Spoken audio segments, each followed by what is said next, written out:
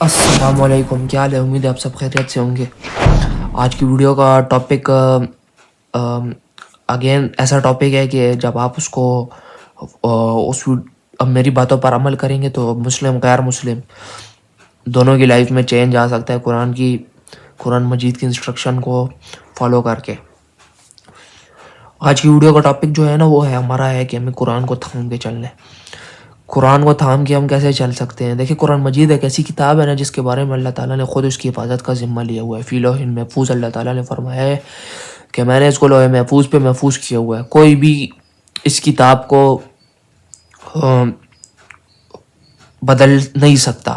اس کی حفاظت کا ذمہ میں نے لیا ہے۔ جب اللہ تعالیٰ نے کسی کتاب کی حفاظت کا ذمہ لیا ہے تو وہ کتاب سب سے انمول، سب سے بڑی، سب سے مقدس ترین کتاب ہے، اور سب سے پیارے اور سب سے بڑے نبی پر اتاری گئی ہو، حضرت امام اعظم محمد تو رسول اللہ صلی اللہ تعالیٰ علیہ وآلہ وسلم پر۔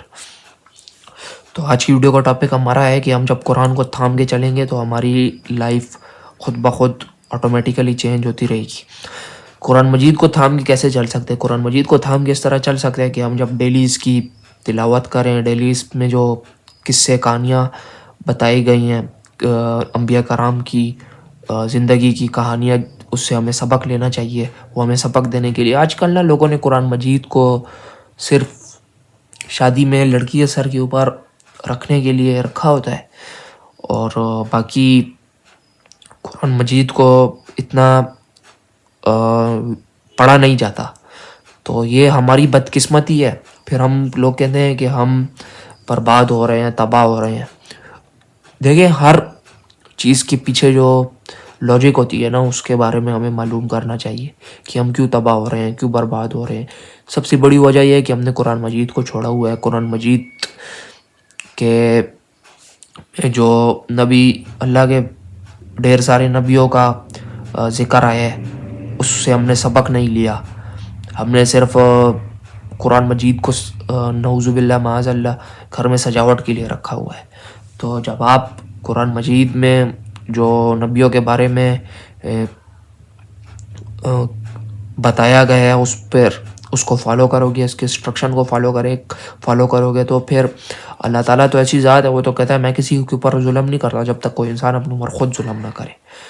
تو قرآن مجید کو فالو کریں، اور قرآن مجید میں جتنے بھی نبی ہیں، حضرت موسیٰ، حضرت عیسیٰ، حضرت یعقوب علیہ السلام، حضرت امام اعظم محمد رسول اللہ صلی اللہ تعالیٰ علیہ وسلم، حضرت ابراہیم علیہ السلام، جتنے بھی نبیوں کا ذکر آیا ہے نا، تو اللہ تعالیٰ نے یہ ذکر اس لیے نہیں قرآن میں کیا کہ ہم اس سے صرف پڑھیں۔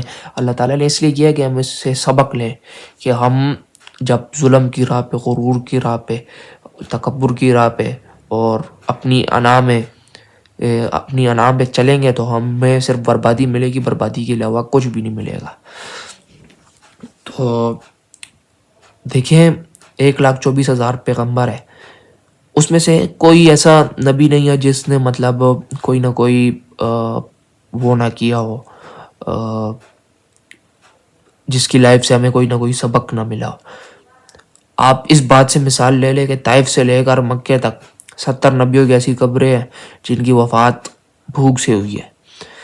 تو یہ اللہ تعالیٰ نے کس وجہ سے کیا؟ اللہ تعالیٰ نے اس وجہ سے کیا کہ دیکھو، تم پر جب غریبی آئے تو تم یہ نہ کہنا کہ صرف میرے پر کیوں غریبی آئی۔ غریبی اللہ کے انبیاء پر آئی، جو معصوم ہوتے ہیں،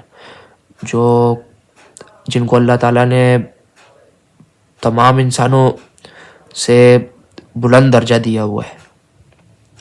تو اللہ تعالیٰ نے ہمیں یہ اس لیے سبق دیا ہے کہ ہم ان کی زندگیوں سے سبق لیں۔